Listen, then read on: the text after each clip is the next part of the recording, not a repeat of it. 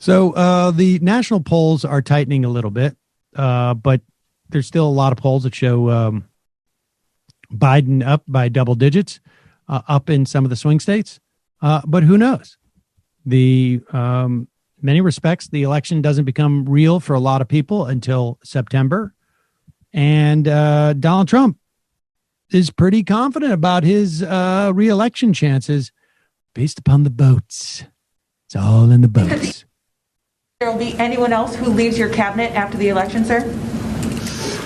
So if we have the success, I think we have a silent majority, the likes of which has never been seen before. I think you read about it, where 62% of the people say they're not even telling the truth on polling, and where the polling is fake, where they do registered voters and where they do many more Democrats than they do Republicans. Same as happened last time. But this year, I think we have much more enthusiasm. Maybe those people back there would understand it better than anybody, but I think there's more enthusiasm for 2020 than there was even for 2016. And 2016 was a record. You found that out. And I believe there's much more enthusiasm now than there was even in 2016. We have a silent majority, the likes of which nobody has seen. I just looked. There are thousands of boats in lakes, rivers, and oceans, thousands and thousands of boats. It's called Boaters for Trump, Boaters for Trump Pence. There's signs all over. Some of the boats have 10 flags on them. They're incredible. There are thousands. We did nothing to do this. This is just generic. It just happened. Let me just tell you, I think the level of enthusiasm for what we're doing, we want law and order. We want low taxes. They want to raise your taxes. They want to they want to have open borders, and they want to defund the police. How do you win on that? They want to go to Texas, and they want to go to Pennsylvania, and they want to stop fracking. And Ohio, they want to stop fracking. They're against steel. They're against anything with petroleum, the word petroleum in it. You won't have a country. These people are crazy. A lot of boaters. I mean, I don't know if organic showers of boat going folks. Generic showers of boats. Generic, completely generic boaters. One of the elements of fascism traditionally that is sort of absent from Trump is the presence of a violent street movement. A few losers notwithstanding, they've been on the back foot since Charlottesville. However, one thing people failed to reckon with is maybe you shouldn't be looking on the streets. Maybe you should be looking at the lakes and the rivers because he's got a whole armada there. We control all of the waterways.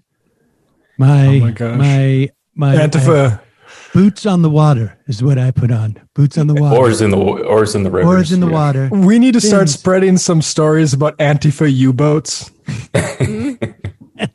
Oh, yeah. We're working on our Navy division right now. I will say this. It is one thing that strikes me as I watch this is that Trump, it's hard for him to figure out what is a viable critique without having an audience of, he does it on Twitter on some level, but I really do think that he would go out and do those campaign things and he would just gauge what the applause or the laughter was as a way of saying, this is the way I should go.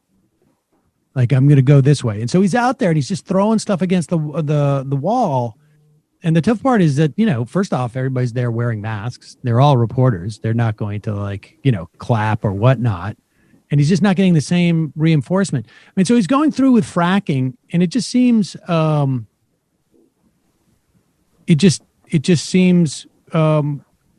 completely not of the moment. And I have no doubt that there are areas, Texas, Ohio, Pennsylvania, where there are people who are very committedly pro-fracking. But the other problem is that these people know is that there's not enough demand anymore. And to the extent that the fracking has dropped off, it is a function of the expense associated with fracking to get the oil out of the ground is not financially viable at the moment. And all these people know this. And so it's sort of like, I don't know, it's a second order issue, it seems to me, in those states. Now, maybe it might resonate enough in Pennsylvania and Ohio, but Texas, is he worried about Texas? If he's worried about Texas, he's got a lot of problems. But I don't know what their internal polling looks like. But good news for Donald Trump. You know, Jamie said, one of the things about fascism is that you really need to have some boots on the ground. And Donald Trump might have those oars in the water, as it were, or the fins in the water or whatnot. But where could Donald Trump possibly find like boots on the ground full of guys? Because I imagine, he wants strong arm tactics. There'll be maybe some women too, but sort of people to go out there and bust some heads. Can he find anything like that? I don't know. Let's play this clip, number 3. Now, many times people say that a union like ours, law enforcement groups, give endorsements. Not in the New York City PBA, sir. In the New York City PBA, Mr. President, you earned the endorsement, and you've earned this endorsement. I'm proud to give it.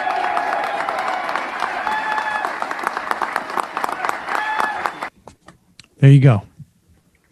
Yeah. I mean, that was the other part of our discussion. We kind of came to the conclusion that Trump doesn't need a grassroots street movement to bust people's heads because he has the police, and that's much more orderly, and he prefers it that way. He hates populism. He doesn't even like touching people. You got to have good uniforms. You got to look good in a uniform. And, the federal police force that they're assembling, I mean, this is historically, in any oppressive regime, it is oddly the police who are recruited to do the worst of the worst and are willing to do it, as opposed to the military, which is in many respects more professionalized. Mm-hmm. And well, the military doesn't weed out normal people in the same way that the cops do. I've had some discussions about this with people because I was trying to understand it too. That's right. It's a different composition. And police forces in many respects are more engineered in some ways. They're brought in from outside of the areas where they're supposed to police. And the military comes from everywhere in the country. Cities, suburbs, rural.